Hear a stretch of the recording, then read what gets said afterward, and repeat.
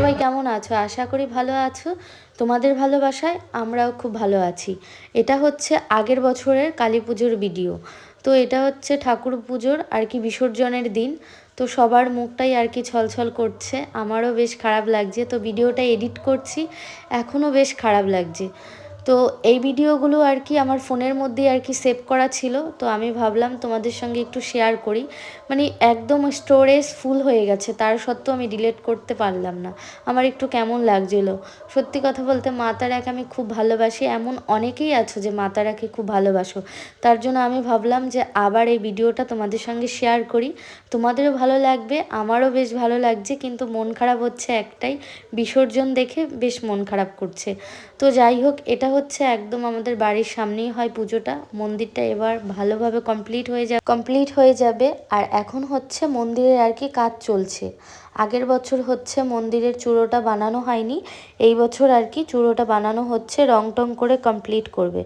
তো সবাই মিলে পিসামশাই, আমার শ্বশুর মশাই, আমার একটা মামা শ্বশুর, একটা দাদা শ্বশুর, তো সবাই মিলে আর কি আমাদের বাড়ির সামনে রয়েছে একটা পুকুর আর কি, এই পুকুরের মধ্যে বিসর্জন দেবে। তো দেখো মাকে কত সুন্দর লাগছে, বেশ বলো না?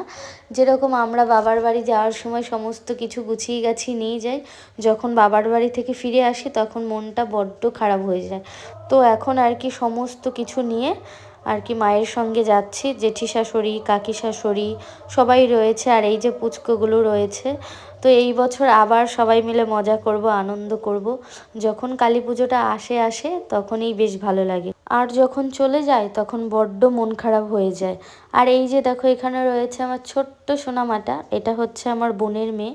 তো দেখো এখন যাব হচ্ছে আমরা একটু ঘুরতে সবাই মিলে। এই এই ভিডিওগুলো অনেক দিনের আগের ভিডিও, তো আমার স্টোরেজ ফুল হয়ে গেছিলো।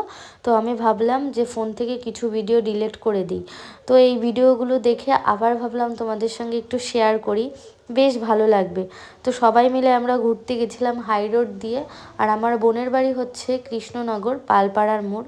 আমরা হচ্ছে 2 বোন 1 ভাই। তোমরা অনেকেই প্রশ্ন করো, তার জন্য তোমাদের আর কি বলে দিলাম। তো যাই হোক, টোটোতে ঘুরতে কিন্তু খুব ভালো লাগে। যত কিছু যানবাহন আছে না কেন, দেখবে সব থেকে মজা লাগে হচ্ছে মোটর সাইকেলে ঘুরতে আর হচ্ছে টোটোতে। বেশ হালকা ওয়েদার হবে, কি সন্ধ্যের দিকে টুকটুক করে টোটোটা চলে, মনে হবে সারাটা দেশ ঘুরে বেড়াতে পারলেই বোধহয় বেশ ভালো লাগতো। তো যাই হোক, এখন বেজেছিল হচ্ছে বিকেল ওই 5:30টার মতো। ওয়েদারটা ছিল জাস্ট ওয়াও, চারিদিকে রাস্তাঘাট দেখে বুঝতেই পারছো বেশ সুন্দর ওয়েদার। তো সবাই মিলে যাচ্ছিলাম, আমি, আমার বোন, আমার মা, আমার ভাই, তারপর হচ্ছে বোনের শ্বশুর শাশুড়ি মানে মাসি, মেসোমশাই, আর এই যে এখানে পুচকি। তো সবাই মিলে বেশ অনেক কয়েকদিন পর মানে খুব ভালো লাগলো। তারপরে যাব হচ্ছে আমরা একটা মন্দিরে, মানে মায়াপুর মন্দিরে আরতি দেখতে যাই প্রত্যেকবারই। যখনই বোনের বাড়ি যাই তখনই হচ্ছে মায়াপুর সন্ধে আরতি দেখতে যাই। তো সেইটা দেখার উদ্দেশ্যেই আর কি বেরিয়েছিলাম। আর এই ফ্ল্যাটগুলো সব হচ্ছে এখন নতুন বানানো হচ্ছে। তো বোন আমাকে বলছিল তুই কি নিবি, তাহলে নিতে পারিস। আমি বললাম যে না, এখন নেব না, নেব হচ্ছে পরে।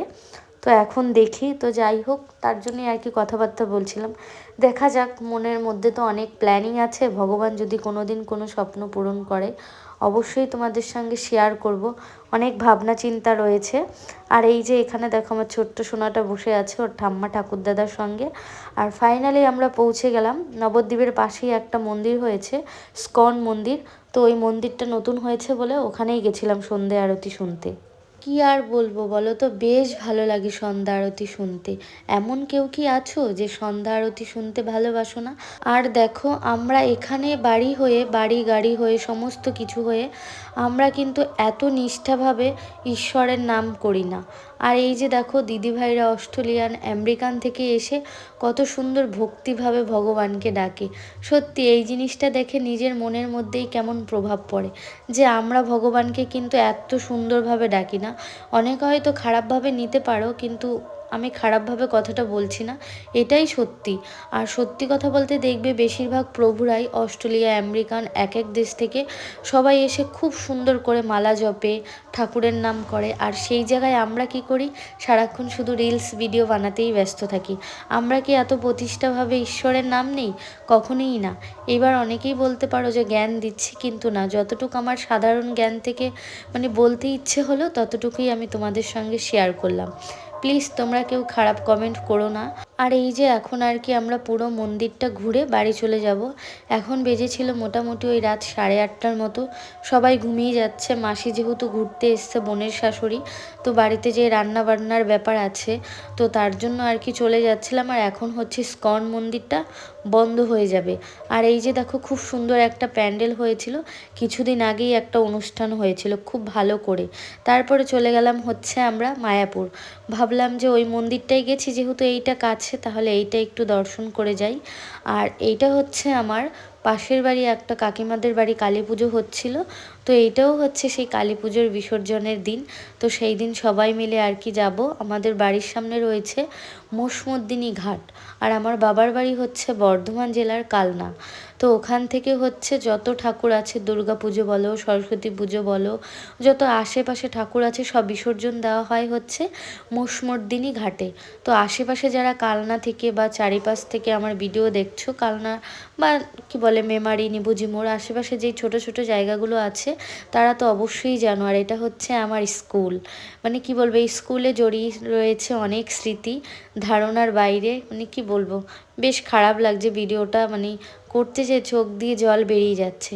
যে পৃথিবীতে সব থেকে যদি কোনো সুন্দর লাইফ থেকে থাকে, সেটা হচ্ছে স্কুল লাইফ। ওর মতো এত সুন্দর লাইফ কোথাও নেই।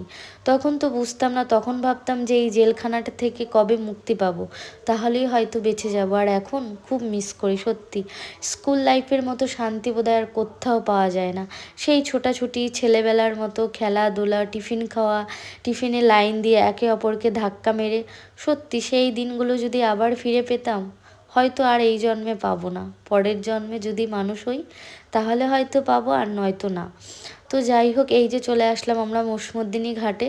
তো আমার মেয়ে তো মানে কি বলবো, স্নান করতে নেমেই যাবে। আমি ওকে বললাম যে না, তুমি কিন্তু নামবে না, ঠান্ডা লেগে যাবে। আর এইগুলো হচ্ছে সব দিদিরা, আর ওই যে দেখো মাতারাকে সবাই মিলে ধরে ধরে নামাচ্ছে। সত্যি বেশ ভালো লাগে। এরকমটা হতে পারতো না যে ঠাকুর বিসর্জনেই হবে না, একসঙ্গে থেকে যাবে। আর এরকম একটা যদি নিয়ম হতো তাহলে বেশ ভালো হতো। মেয়েদের বিয়ে হবে না, মেয়েরাও সবসময় বাবার বাড়ি থাকবে।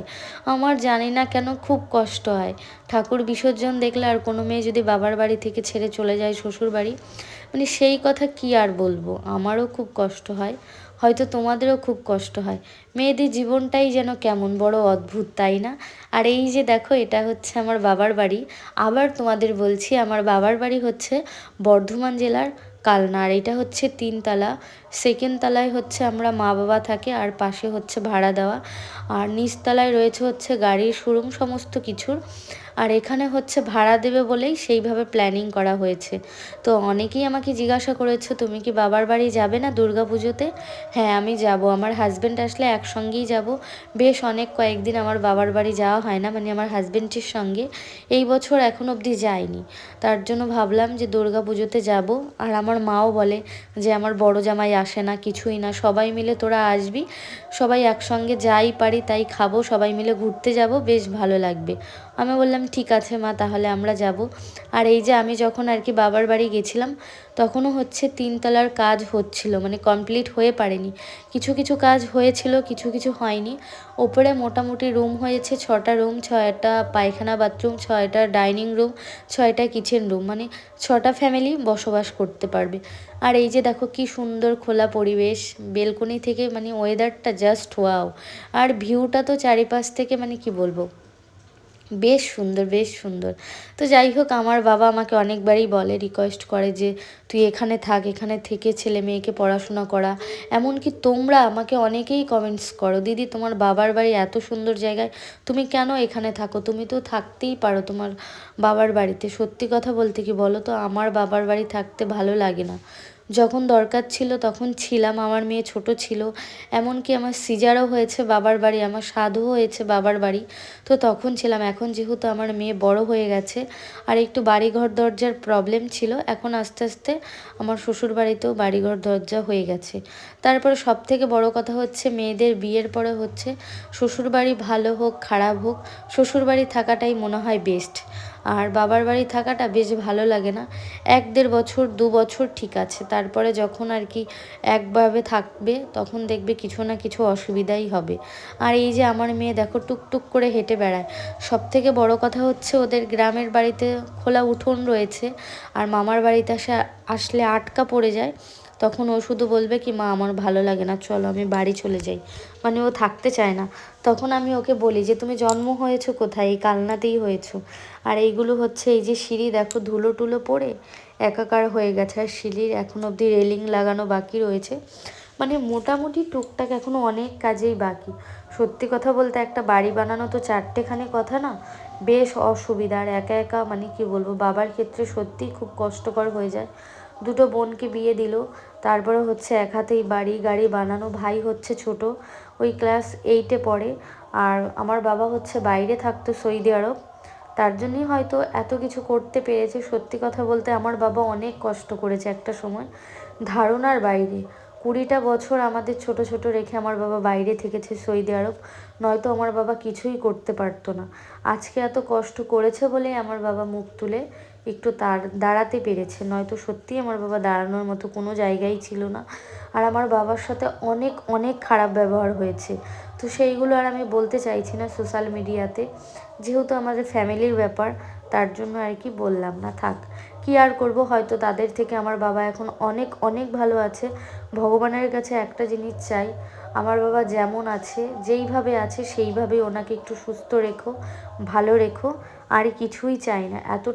এতটা জীবন তো আমার বাবা অনেক কষ্ট করেছে, এখন একটু সুখের মুখ দেখেছে, এখন আমার বাবা যেন একটু নিশ্চিন্তে ভালোভাবে জীবনযাপন করতে পারে।